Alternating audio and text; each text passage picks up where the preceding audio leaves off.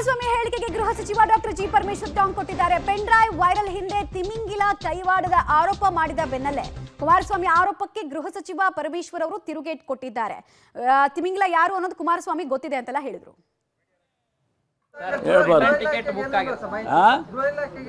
ಇರುತ್ತೆ, ಅದು ನಿಮ್ಗೆ ಹೇಳ್ತಾರ.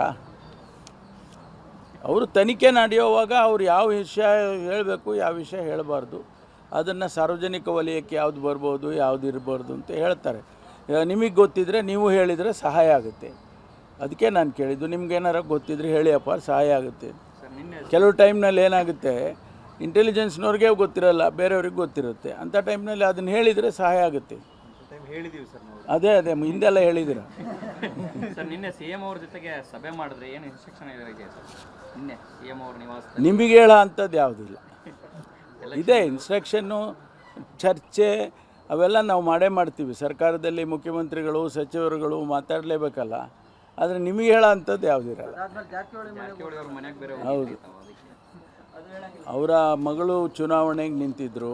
ಹಾಗಾಗಿ ಚುನಾವಣೆ ವಿಚಾರದಲ್ಲಿ ಸ್ವಲ್ಪ